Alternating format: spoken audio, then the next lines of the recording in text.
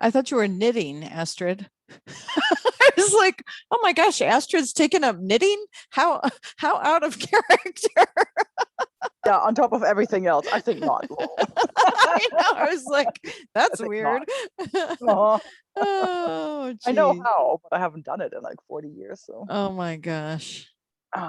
no, it was just my headset was all discombobulated. Oh goodness. But I'm back here on my porch perch. Yeah, it looks I nice. basically don't move out of this couch.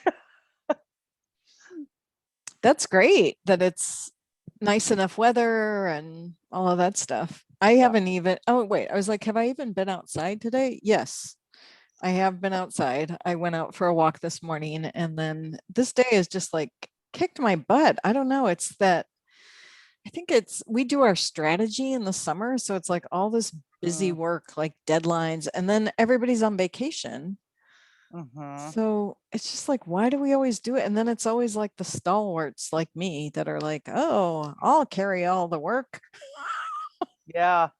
Yeah, that's not a good strategy. No, it's not for me. I guess. I No, don't know. I think you should go on vacation.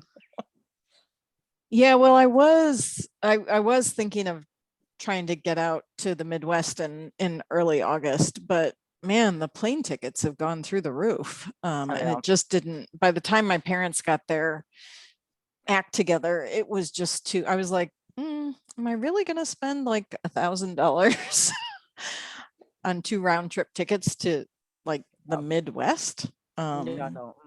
Yeah. Yeah, my ticket to Albuquerque next week is surprisingly expensive. Hmm.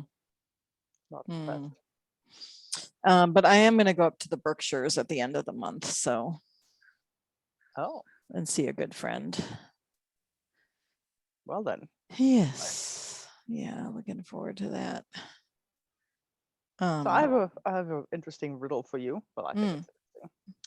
Um, these neighbors came by, or people who live somewhere around here, and asked if they could cut some camellia branches, mm-hmm. like some of the new growth. And they said it was for decorating their home. I was like, what? And so I said, sure. But they were here for quite a while and actually left with like big armloads and gave our camellia a nice little trim. But I'm going, home decoration? I mean, Huh. I've never heard that. Like, what do you do with camellia branches? I don't know. What does camellia look like? I have to Google it real quick. I mean, it's known for its early, super early spring, like bright pink flowers, right? It's like it's these big saucer, big Oh yeah, okay. I know what. flowers with the Uh-huh. yellow, what I call it, stamens inside. And Did you know these people? no, they drove up in the truck. Huh. I think they may have been Latino. I thought, is there like a cultural thing that I'm missing? Because we have like little Asian ladies that come through, and they always collect the chestnuts. Right. And that's like, and then the persimmons are popular because they are ripe right around some other big cultural celebration. But I was just sitting here scratching my head, like, what the hell do you do with camellia Yeah, leaves? because it so Oh, it maybe would they don't dry know. and those pink flowers would But obviously. but it's not flowering. It's just the greenery right now. I mean, you Oh, can it's just the see it. greenery. It's over there. It's the big darker tree in the background there, not Mm-hmm. the Mm-hmm. sunburn photodendron. Dana, we're trying to solve the mystery of what I'm my just Googling it. what a couple, a middle-aged Latino couple that came by asking for camellia branches, saying they were using them for home decorations, but they left with these like big armloads full of them. And I'm Huh. kind of like, what else do you do with camellia? Like it's an All ornamental I'm seeing camellia. is artificial camellia home decor. I Yeah, wonder if, I mean, I've never heard of anything like this before, but if it revolves around an indigenous ceremony or holiday that we don't know about. I think I wonder if there's because they were going for the younger growth. I wonder if it's about if there's something that you can do with the leaves that I'm just not aware of. Yeah, Well, maybe Hmm. I mean, I know Camellia that, is a Chinese symbol for union between two people that love each other. So it's often used in those kinds of ceremonies. we used to use, my grandmother's and my mother, like magnolia and gardenia, greenery like that we used at Christmas time as part as mantle garlands because the leaves are really big and waxy and kind of a really pretty dark green in the winter. I've never heard of anything like that in the summertime though. I know, right? Like, so if it's, yeah, that's where I was kind of going with it too. Like, well, if you're using it for garlands, well, maybe it's for a Yeah. celebration. Interesting.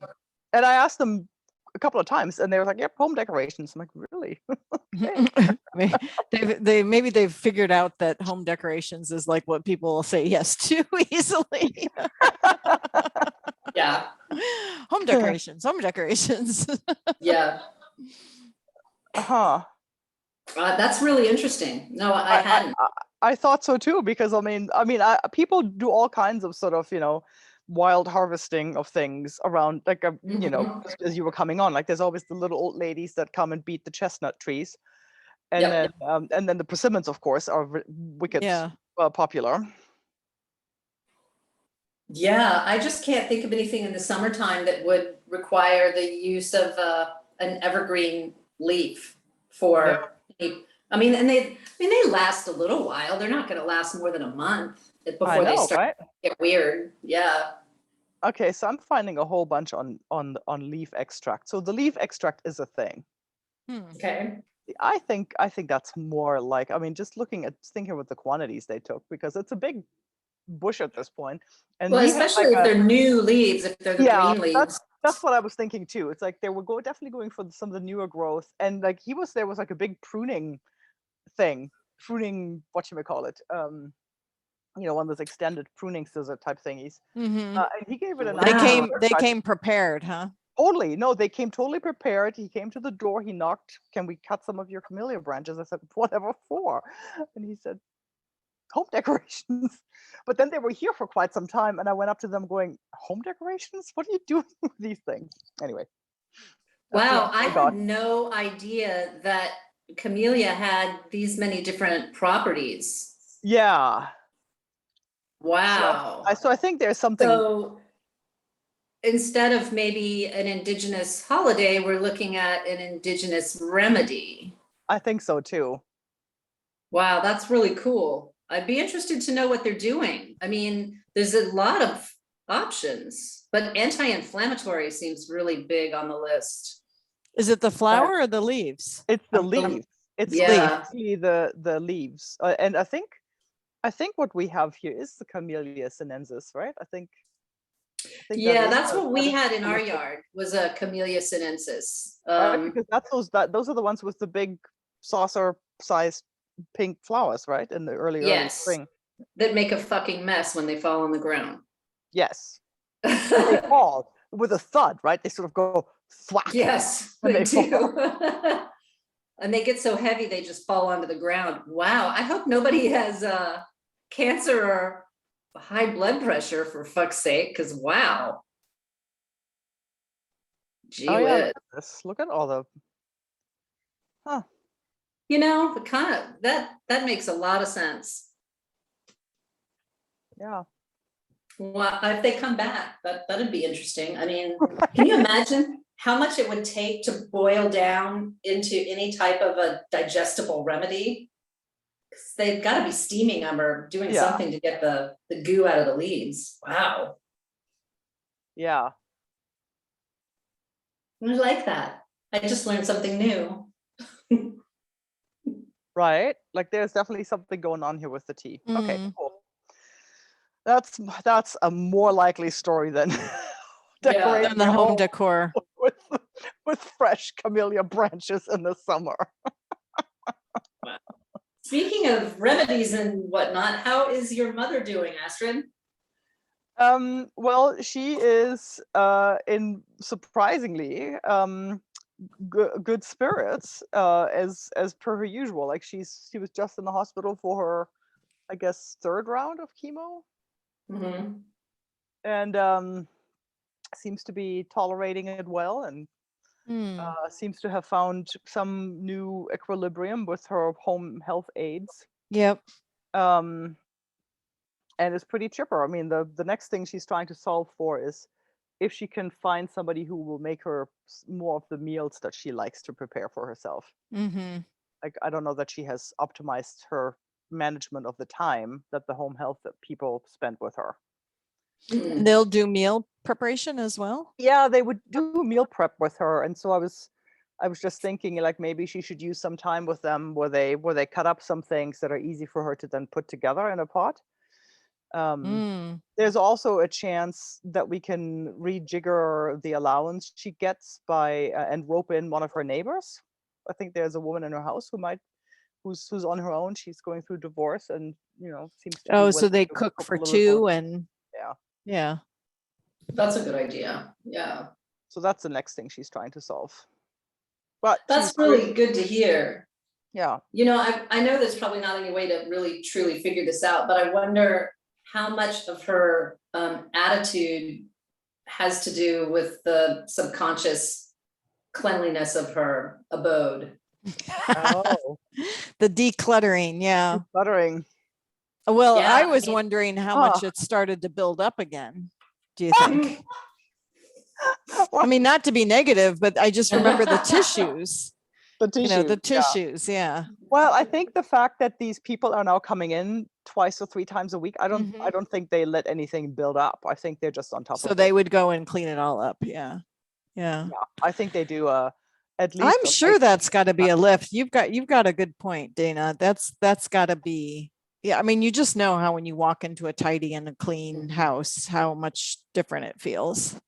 And she may not be able to actually admit that to herself for whatever reason, but there has to be something that's maybe not fully acknowledged it's got to be a weight lifted off of her in some way to free up maybe I mean, literally, right? Because she had so much stuff in the attic that was literally on top of her, right? Yeah. Yeah. But now it's just like this empty bowl upstairs. I wonder if she ever goes up there and opens the door and looks at it. Because I would. I would Yeah. too, but I would. That kind of stuff makes me feel light. Yeah, me too. Yeah, that's a very nice thought. Thank you both. To think that maybe there's just some healing because of decluttering. I mean, you just think a couple months ago, you thought she would never go home again, Astrid. I mean, it's pretty True. It's amazing. Pretty really incredible. Yeah. Yeah, it's really Yeah. quite dramatic. And the fact that she can climb her stairs is just mind-boggling to me. Like, that's Well, she is German, and therefore she is not going to give up. And she's going to be very, very I resemble that remark. I think the Germans are a really strong people. I mean, it just seems to be part of the German character and psyche. And I can just see her being like, fuck you, cancer. I'm just walking right up those stairs. Yeah, and I think, I mean, and I've said this to Laurel, I think she has this really oddly simpatico relationship with her cancer, because the diagnosis explains so much, Yeah. right? About her general sense of well-being or lack thereof. And so to now have an explanation, that's kind of cool. Yeah, it empowers her in a way. Yeah. I love that. Yeah. And now she goes, like, oh, this fatigue that you get, or this, cancer brain that you get. She's like, oh yeah, I can totally relate. Like, so now she has a whole new vernacular for talking about what she's experiencing. Right. That's good. That's healthy. Yeah. I think. Well, and she's engaged and social with a whole larger range of people. She was so isolated. She was so isolated. The fact that these characters show up 3 times a week, and they're 3 different people, right? So they have different personalities, and even her doctors and all the different types of care she's getting. I know that can be exhausting, but it's still a structure to your day, and you're interacting with people are asking you about yourself. Well, and I have to say, I mean, I was not impressed with her GP, and he just retired, and the new GP seems to be more with it. But I really liked her oncologist. Like, she's got this great oncologist. You go, oh, like, if I had to have cancer, you would be a stellar person to be around. Like, I mean, he actually sort of emotes a sense of care and excellent bedside manners, and just really nice, just a genuinely nice person. Yeah. You know, that is so amazing, Laurel. Like she now has all these people that before she didn't, that whole sense of isolation. I mean, it must be, you have to, like, is she entertained by this? Is she slightly annoyed by this? How is, does she enjoy it? Well, there's a lot of processing that goes on of all the people who she meets, all the weaknesses and foibles and ways that they irritate her. So yes, I'm Nice.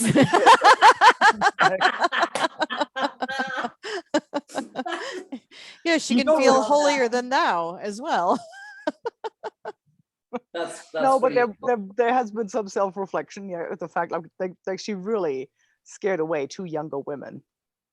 You know, Wow. she's so so demonstrative in her disdain and other people's imperfections, which I find hilarious. Like, really, you're complaining about this young woman being scared to drive when you have not driven in 40 years. I'm like, but she's so fucking judgmental. So this poor 21-year-old just ran away. I Wait, love it. she hasn't driven in 40 years. Or 50. I don't know that she's ever driven, actually, come to think of it. I found her driver's license. Yeah, it's one of those things. It's like her knitting yarns. I've never seen my mother knit. I have never seen my mother drive. Uh-huh. I've seen my mother ride a bicycle once. That's interesting. So she obviously doesn't have a car, Obviously. but she has knitting yarn and knitting needles. Yeah, boxes and boxes and boxes. And In you've the never attic. seen her knit. Never. I was Wow. reflecting on this with my aunt. I said, but you taught me how to knit when I was 13. In fact, I have the photo to show you. And she goes, oh, I remember the first sweater you knit. I'm like, but mom literally has 3 like big moving boxes full of these, and they are among the whatever 5% or 10% of boxes that I was not allowed to dispose of. Wow. Oh, hey, Astrid, this reminds me, now you're talking about doctors. I was talking to my mom. What did you say, the fraternity of young men that get dueling scars? What did you call that? Schlagende Verbindung. Like it's literally like schlagen means you're hitting each other, and Verbindung is fraternity. So if he's got a scar in his face, he's a member of a schlagende Verbindung. Thank you. That was the word that I was looking at. And I couldn't figure it out, but my mother was really intrigued by that, because we always wondered, why does this man in 1962 have a dueling scar on his face? That's why. Because they literally excellent. It's such a great story. It's so stupid. It is stupid. I wonder how many of them lost an eye from that. Right? Yeah. Oh, but if we Google this, you get everything in German. Yes. Well, you can actually Mensur. Oh, here we go. There's the whole. Oh yeah, you can go on to the English. So it's kind of, it's like our equivalent of hazing. Yeah, that's what it seemed like to me, that it's hazing. Like fraternity age but guys you get who something do the from hazing it. It's a and hell of a stuff. lot. Yeah, instead of having a massive hangover or being, admitted to the hospital, you get a really fucking cool scar on your face. Yeah. Well. Yeah. Well, some fraternities here, I don't know, back in the day would do scarring or branding or I remember tattooing or stuff back in the 80s. Yeah. Yes, that was definitely a thing. And I remember thinking, like, the whole time, I'm like, that's fucking stupid. Especially the branding or scarring yourself. Yeah. I mean, I can understand getting a tattoo. But back in the 80s, getting a tattoo was the big deal. Yeah. Yeah. Yeah. Yeah. Yeah, it's bizarre. It is bizarre, but that was fascinating. Thank you. I never would have known that if I hadn't asked you about it. I love that. That's 2 things. One of my funny stories, which I don't think I've told in this group, I went to University of Illinois, which has the largest fraternity and sorority system in the country. It's got every single fraternity. It proudly has every frat and sorority represented. So wow, that's a lot. Yeah. So fraternity, like, what do they call it when the week where you go around and interview and Rush. yeah, the rush was a big thing. And then once everybody's accepted, there was always all the parties and the hazing, and you would see a lot of that on campus. But one of the one, I must have been a junior. I was out early, you know, little feminist activists stapling up on my posters around campus at very early in the morning. And it's like the only, in my memory, it was like a fall day, kind of misty and chilly. And I'm out there like, you know, the only person in sight up that early.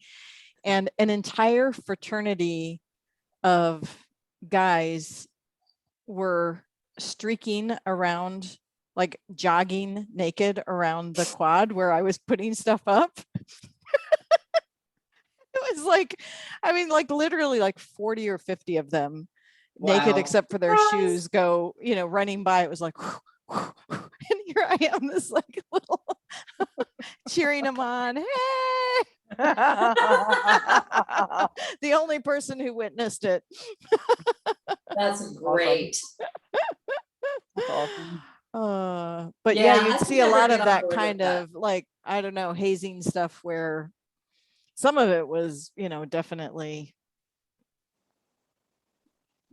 I don't know, bullying, abusive, all that kind of Yeah, stuff. that's what I thought. That's why Marching around I, in formation. Yeah. Sometimes No. people would be like chained together and having to do Yes. stuff and that kind of. I refused to participate in that. I remember, I mean, I got 2 bids from sororities, and both of them after, I was just, no, Dana doesn't do that kind of shit. I mean, I grew up in a military family. I'm not gonna jog along behind you. If I wanted to do that, I'd join the fucking army. I mean, I'm just like, no, nor am I going to sing in the cafeteria, or am I going to wear a stupid notebook around my neck by a chain and get people to sign it? It's just not happening. Right. Yeah, all that kind of stuff. I mean, a lot of it was more, I think, in the community of the sorority or the fraternity, but some of it was very public. Yeah, it was. And I don't know. There was too much of a rebel within me to be able to fall into line like that. Yeah. But it was very entertaining to watch and go. And then when you're not a member of a specific group, you can go to all the parties, and then it's even more fun to watch. Yeah, I mean, Although, I went to university in Scotland, so we didn't really have fraternities or sororities, but we had sort of a general hazing of all the freshmen. Partway through the like in first the dormitories, or no, it was like a whole big production called Raisin Monday, traditionally held partway into the first term. I come like October, November timeframe, when historically students would have run out of raisins for their oatmeal and go home to bring back more supplies. And so that's sort of a halfway point of the first term. And you would, your academic, you would have a junior and senior, like upperclassmen, a man and a woman, who would be your academic parents. Your academic dad, of course, would try to get you drunk the night before. Your academic mother would then host you for tea in the morning and dress you up in a silly costume. And then all the freshmen were paraded down Market Street, like through downtown St. Andrews, wow. into the central quad, Sally's quad, San Salvador's quad. that actually sounds kind of sweet and cute. Well, until as long as they lock the gates, until they lock the gates to the quad and start dousing you with fish heads and shaving foam, whereupon you race back to your dorms to come to find out that the friggin' administration has turned off the hot water and you get to take a cold shower to get the gunk off you. That still does sound funny, though. I'm sorry, fish heads and shaving cream. Yeah, it was pretty mild. It was pretty mild. Those were the hazing rituals and, of the Scots. The Scots, yeah. That takes some coordination to get enough fish heads to pelt the entire freshman class. Yeah. It does actually. Do they do that every year? Do they pelt with fish heads every year, or do they have to? I don't know. I don't know if they've changed that, but it's but I will send you. It's actually written up on the university website. They have a whole. Is it really? It's a thing. I like that. That sounds much better than our hazing and fraternities, which a lot of it is, mean spirited and predatory See, and right there, you got like a little video of like with the dress up, like kids dressed up. So- That yeah. looks like a oh, and lot there's the more shaving fun foam. than- See, like this is a Oh, thing. that's There a is lot of the- foam. It's a whole fucking quad full of foam. It's a lot of foam. Yes. I mean, who doesn't like a good shaving cream fight? Honestly. Yeah, that looks like a lot more fun than the shit that they wanted us to do. That I thought it was stupid. That doesn't look stupid. That looks entertaining. Yeah, that does look fun. Yeah, and then we had Oh, these and the soakings. and the soakings. Yeah. I really am grateful that when Kevin was at the University of Oregon, that he ended up joining a fraternity that was more focused on academic performance than it was on partying. I mean, they had really amazing parties, but I said to Kevin, I don't want you being involved with people that are going to make you drink tons of alcohol. I think that's just like obscenely uncool. And he said that he said they're not into that, and apparently they weren't. Although, like I said, they had some pretty amazing parties. Yeah, I Thank think that God. has gone out of vogue. Yeah. I mean, you still hear don't- about it every once in a while, but Yeah, it seems like people are paying more attention, but it also seems like every single year we You hear hear of about it, yeah. somebody rushing a fraternity, right. And dying, You don't- right? yeah, and it's always fraternities. I don't know that I've ever heard It's of always the sorority. guys. Yeah. Yeah. Yeah. There Yeah. was one case in Arlington last year where, somebody Yeah. sent well, it must not have been last year because last year was COVID. It must have been 2 years ago. But, a family in my son's high school sent Yeah. their kid off to college and they died of alcohol. Oh. Well, St. Andrews has bona fide. Yeah, there's no fraternities, but there are secret societies Oh, yes. at St. Andrews. Mm-hmm. I'm sure that's where the hazing is going to come in that you're not going to know about. Yeah. Yeah. Yeah. Wow. What a trip. Places like that still exist. Well, should we get going today? If we I must. just looked at the time. I was like, where'd that half I know, hour it's like, go? wait. I don't know. I've missed you Why not? guys. I know. Dana will have to hear about your trip tomorrow. Okay.